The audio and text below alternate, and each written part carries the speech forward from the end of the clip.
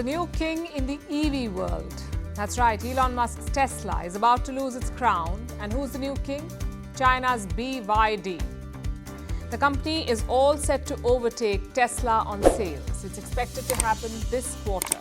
Now, if you follow the world of electric vehicles, this is big news because Tesla was unbeatable. ሰላም ጤና ይስጥልኝ ውድ የዩቲዩብ ቻናል ተከታታዮቼ ይህ የስራ ሰው የተሰኘ የዩቲዩብ ቻናል ነው። በዚህ ቻናል እንግዲህ ደግሞ ዛሬ ከወትሮ ለየት ያለ ቪዲዮ ነው ይዤላችሁ የመጣሁት። እንግዲህ ዓለምን አነጋጋሪ ያደረገው የቻይና BYD የመኪና አምራች ኩባንያ የአሜሪካ ቴስላን እንግዲህ እንዴት አድርጎ በመናይ መንገድ ነው ጉድ የሰራው የሚለው ነገር ነው ይዤላችሁ የመጣሁት። የአሜሪካ ቴስላን እንግዲህ በሚገርም ሁኔታ ገበያውን ከጁ መንጥፎ ሙሉ ለሙሉ ተቆጣጥሮታል ማለት ነው። ይህ የሆነው እንዴት ነው? ትንሽ አወዛጋቢ ብዙ ነገሮችን ቢኖርትም ግን ለዓለም ላይ እንግዲህ ያሳያችው ነገር ያው አመንም አለምን እንግዲህ ሙሉ ለሙሉ ገበያውን ተቆጣጥሯለች ማለት ነው። ቻይና እንግዲህ እስከዛሬ ድረስ ማምረት የምታመርታቸው መኪናዎች ማንኛውም ፕሮዳክቶች አብዛኛዎቹ እንግዲህ ከዓለም ደረጃ ጥራታቸውን ይወረዱ ወይም ደግሞ ርካሽ በሚባሉ ዋጋዎች ምናምን ነበር በሰንጠብቃት የነበረው።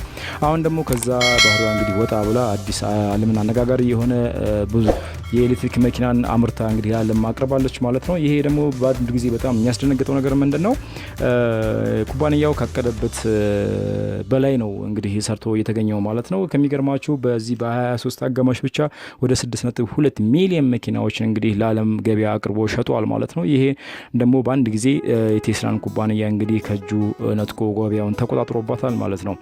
ይሄ ደግሞ ትንሽ አምኖ ለመቀበል የሚከብድም እንግዲህ እውነታው እሱ ነው ትላለች እንግዲህ እና የBYD መስራች የሆኑት እንግዲህ ዋንግቹ ፉን ይሄን የዓለም ገበያ እንግዲህ እስከ 2030 ድረስ እስከ 75% እጥፍ አሳድገዋል ብሎ ነው እንግዲህ ይበልጥ ተንቀሳቅሰው እየሰሩ የሚገኙት ማለት ነው። ቴስላ እንግዲህ በዚህ በ23 ራሱ ሞዴል 3 የተሰኘና ዱዋል ሞተር የተሰኘ ሁለት መኪናዎችን ይዞ አቅርቦ ነበረ። እንዳጋጣሚ ሆኖ እንግዲህ እነዚህን ለግዠሪ የሆነ መኪናዎችን እንግዲህ ይዞ ቢቀርብም እንዳለመታደል ሆኖ እንግዲህ በቻይናው BYD የመኪና ኩባንያ ገበያውን አስረክቧል ማለት ነው።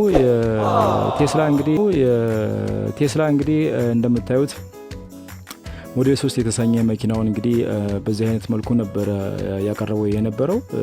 ቢሆንም ግን ያው ገበያውን ሙሉ ለሙሉ ያለም ገበያ ለመቆጣጠር አልቻለም ማለት ነው። ብዙ ፊቸሮችን ይዟል እንደምታዩት። ኢንተሪየር ዲዛይኑ በጣም የሚያምር ነው። የወንበሮቹ ኮምፎርታቸው የተሰሩበት ማቴሪያሎቹ በጣም የሚለዩና ነበረ። ግን በደሞ ከሚገርማቸው በአንድ ፉል ቻርጅ 554 ኪሎ ሜትር ነበር መጓዝ የሚችለው። ዱዋል ሞተር የተሰኘው ደግሞ 678 ኪሎ ሜትር መጓዝ ይችል ነበር።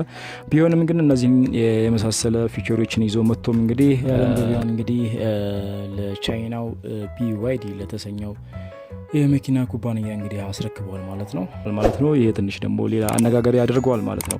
እነዚህ አይነት ወቅታዊ የሆኑ መረጃዎችን እንዲደርሳችሁ እንደ ቴክኖሎጂ ነክ ነገሮችን ወደ እናንተ እንዲደርሳችሁ ሰብስክራይብ ማድረጋችሁን አትዘንጉላለሁኝ። ከወደዳችሁት ላይክ እና ሼር አድርጉት። ሀሳብ አስተያየታችሁን ኮሜንት ላይ አስቀምጡልን። በሌላ ቪዲዮ እስከምንገናኝ ድረስ ባላችሁበት ሰላማችሁ ይብዛልን። ቻው።